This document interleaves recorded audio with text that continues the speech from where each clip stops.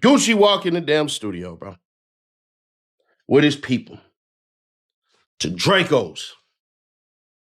The fucking footage is going to show Pooh Shiesty had one on him. Big 30 had one on him. Only person who really gonna escape from this is the Pops. The Pops did not want none of this to go on. Nigga like this, bro. Gucci look at the dad like the Pops just head down. You can't tell your son nothing right now. Your son the number one right now. You gonna sign this?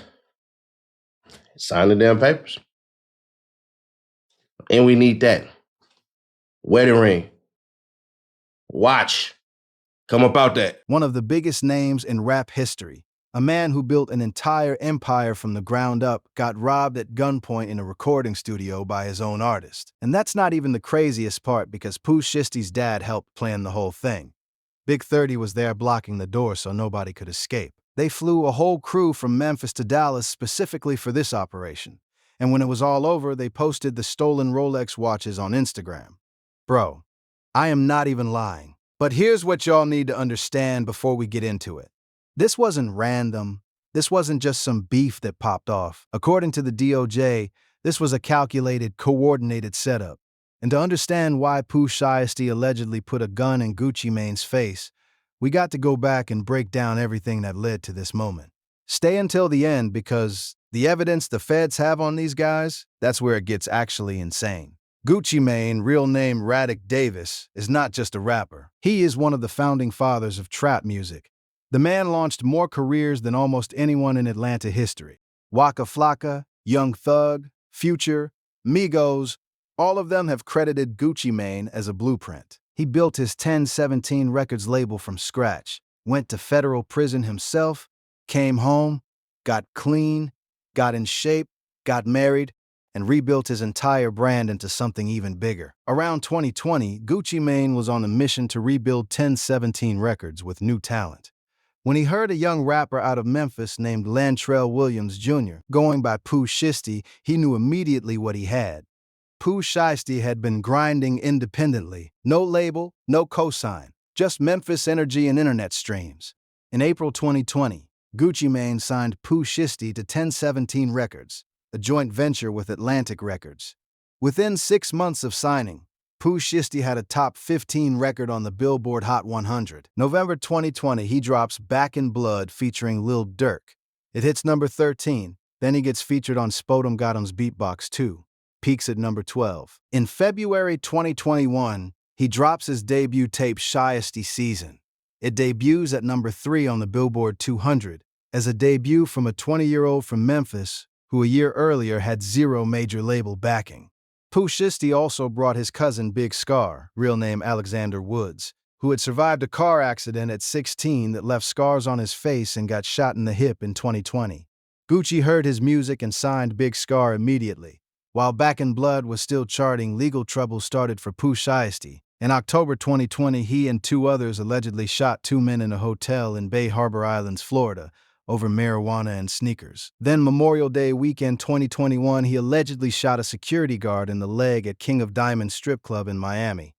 In July 2021, he faced a federal indictment, and in January 2022 took a plea deal, pleading guilty to conspiracy to possess firearms, and got sentenced to 63 months in federal prison. While he was locked up, his cousin Big Scar died from a drug overdose on December 22, 2022. At age 22. Big Scar's brother Quez Ruthless went live saying Gucci promised to cover the funeral, but only paid $20,000 out of $60,000 and allegedly asked for the 1017 chain back right after the death.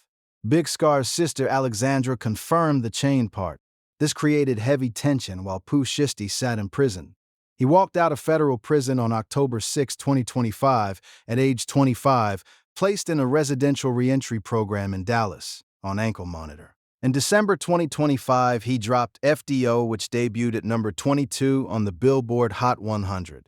But he was still locked into his 1017 deal. According to the DOJ, he wanted out badly and allegedly planned the armed takeover with his own father, Lantrell Williams Sr., who helped coordinate and rented the car. His childhood friend Big 30 signed to Moneybagg Yo, came purely out of loyalty with no personal beef. On January 10, 2026, in Dallas, during what was supposed to be a contract discussion that Pooh Shiesty himself arranged, he and his 8 co-conspirators executed an armed takeover. Pooh Shiesty pulled an AK-style pistol, forced them to sign the release papers from the recording contract at gunpoint. They robbed Rolex watches, jewelry, cash, and one victim was choked near unconsciousness while Big 30 physically blocked the door so nobody could escape. Gucci Mane had brought off-duty police officers as security who witnessed everything. The feds had overwhelming evidence, ankle monitor data placing Pooh Shiesty at the scene, cell phone records, license plate readers, rental car records, surveillance footage, fingerprints, and multiple suspects posting the stolen Rolexes on Instagram right after, including DeMarcus Glover and Terrence Rogers. They even took a Greyhound bus back to Memphis the next day. On April 1st, 2026, the FBI and DOJ made simultaneous arrests across Memphis, Dallas, and Nashville. Pooh Shiesty, his father, Big 30, and 6 others were taken into custody facing kidnapping, armed robbery, and conspiracy charges with potential life sentences. Gucci gave Pooh Shiesty everything: a major label deal, Atlantic distribution, made him a star in under a year, and even signed his cousin off his recommendation.